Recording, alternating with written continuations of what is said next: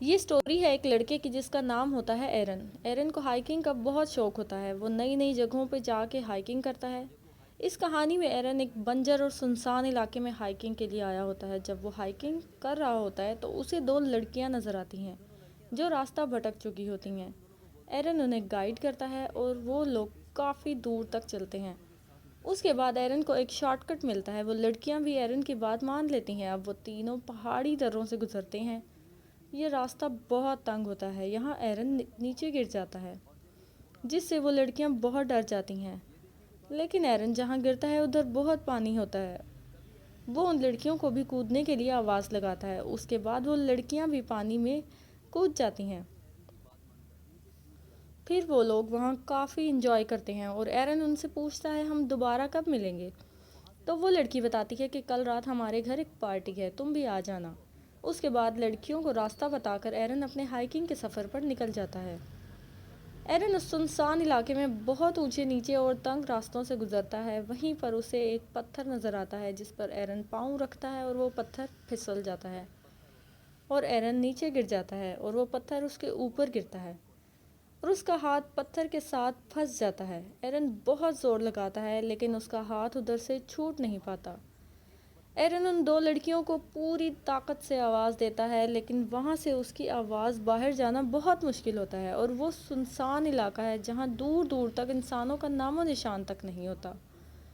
एरन अपना हाइकिंग का सामान निकालता है। उधर उसे एक पॉकेट नाइफ मिलता है और उसकी हेल्प से वो पत्थर को तराशना स्टार्ट कर देता है। लेकिन वो पत्थर बहुत सख्त होता है और उसके नाइफ की धार भी ख़त्म हो जाती है। उसी दौरान उसके हाथ से नाइफ गिर जाता है। वो अपने हाथ से उसे नहीं उठा सकता और ना ही झुक सकता है। फिर वो एक लकड़ी की हेल्प से वो नाइफ उठा लेता है और फिर से पत्थर तराशना स्टार्ट करता है लेकिन इस काम में वो बिल्कुल नाकाम रहता है। अब रात हो चुकी होती है। अब भी एरन अपनी कोशिश जारी रखता है। उसे कुछ समझ नहीं आता कि किधर से कैसे निकलना है। और फिर से सुबह हो जाती है। अब उसे यहाँ फंसे हुए 24 आवर्स गुजर चुके हैं। उसकी हालत बुरी हो चुकी है। एरन अपना कैमरा निकालता है और व्लॉगिंग स्टार्ट करता है। वो बताता है कि वो इधर किसी को बता के नहीं आया, इसकी इसीलिए उसके घर वाले उसे नहीं ढूंढ सकते, और बताता है कि उसके पास खाना और पानी भी बहुत कम है। और कुछ नहीं घंटों के बाद फिर से रात हो जाती है। एरन अपने पास मौजूद खाना खा रहा होता है तो उसे याद आता है कि आज उन लड़कियों के घर पार्टी हो रही होगी। वो उस पार्टी को इमेजिन करता है। उसके साथ ही उसे याद आता है कि जब वो हाइकिंग के लिए निकल रहा होता है तो तब उसकी मॉम की कॉल आती है जिसे वो रिसीव नहीं करता, और उसे अपनी सबसे बड़ी गलती ये लग रही होती है कि वो अगर अपनी मॉम की कॉल रिसीव कर लेता और उसकी माँ को पता होता कि वो कहाँ है तो शायद वो उसे ढूंढ लेती। तीसरे दिन की सुबह वो रस्सियों से एक पुल बनाता है और उस पत्थर को उठाने की कोशिश करता है। वो रस्सी को अपने पाँव में फंसाकर पूरी जोर से खींचता है लेकिन नाकाम हो जाता है। उसका खाना और पानी भी बिल्कुल ख़त्म हो जाता है। फिर वो अपनी बॉटल में यूरिन जमा करता है और वो पीता है क्योंकि वो जानता है कि पानी की कमी से वो मर जाएगा। अब एरन की सारी तरकीबें नाकाम हो जाती हैं। उसके पास करने के लिए कुछ भी नहीं होता। वो छोटे छोटे इंसेक्ट्स को खा के ज़िंदा रहता है।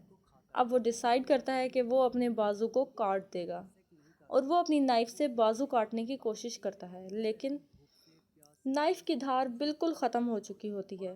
उससे उसके बाजू की स्किन भी नहीं कटती, जिससे वो और परेशान हो जाता है और फिर से कैमरे में व्लॉगिंग शुरू करता है।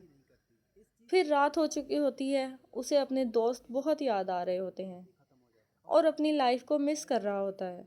इतने में आसमान पर काले बादल आ जाते हैं और बारिश शुरू हो जाती है। वो बारिश के पानी को अपनी बोतल में भर लेता है और बारिश के पानी उस पहाड़ी दर्रे में भरना शुरू हो जाता है और एरन उसमें डूब जाता है।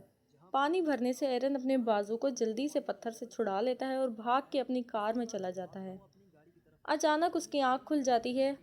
ये एरन का ख्वाब होता है। वो अभी भी वहीं फंसा होता है और जोर जोर से चीख चीख के रोने लगता है। ये 5वें दिन की सुबह है। एरन की हालत बहुत ख़राब हो चुकी है और वो भूखा प्यासा है और बहुत कमज़ोर हो गया है। उसकी सारी उम्मीदें ख़त्म हो चुकी हैं। उसका बिहेवियर चेंज हो चुका होता है। वो अजीब अजीब हरकतें करना शुरू कर देता है और वो अपने व्लॉग्स में बार बार यही रिग्रेट करता है कि उसने अपनी मॉम की कॉल नहीं उठाई। काश किसी को वो तो इन्फॉर्म करके आया होता। फिर से वो अपना बाजू काटने की कोशिश करता है। इस बार वो नाइफ की बैक साइड जोर से अपने बाजू में घुसा देता है, जो बाजू की बोन तक पहुंच जाती है। लेकिन इससे आगे वो कुछ नहीं कर पाता। उसकी सारी हिम्मत ख़त्म हो जाती है। इधर वो अपने व्लॉग में बताता है कि वो अपने पेरेंट्स और दोस्तों से बहुत प्यार करता है। अब वो मान लेता है कि वो मरने वाला है। वो पत्थर की दीवार पर लिखता है रेस्ट इन पीस और साथ अपनी डेट ऑफ बर्थ भी लिख देता है। इधर उसकी आंखें बंद हो जाती हैं और अब 6th डे की सुबह होती है। सुबह को इसे एक ड्रीम आता है कि वो अपने फ्यूचर सन के साथ खेल रहा है। इस ड्रीम से उसके अंदर हिम्मत आती है और वो अपने बाजू को उल्टी तरफ मोड़ के बोन तोड़ लेता है और उसके बाद उस नाइफ की धार बनाता है और उससे अपने बाजू को कट कर देता है। कट करने के बाद वो उसकी एक पिक बनाता है और उधर से भाग निकलता है। भागते भागते वो पानी के पास पहुंचता है और बहुत सारा पानी पीता है क्योंकि बहुत दिनों से वो प्यासा होता है। वो फिर उधर से निकलता है और दर्द में होने के बावजूद वो चलना नहीं छोड़ता। उसे कुछ लोग मिलते हैं जो उधर आउटिंग के लिए आए होते हैं। उन्हें आवाज़ देता है। उसकी हालत बुरी देखकर रेस्क्यू को कॉल कर देते हैं और कुछ ही देर बाद उधर एक रेस्क्यू हेलीकॉप्टर आ जाता है और एरन उसमें बैठ के चला जाता है।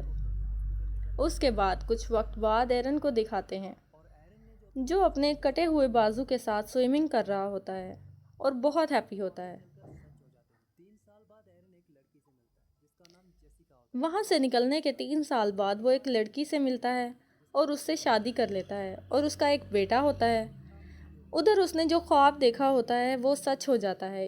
इतने बड़े हादसे के बावजूद उसने अपना हाइकिंग का शौक़ ख़त्म नहीं किया। वो अक्सर नई नई जगहों पर जाकर हाइकिंग करता है।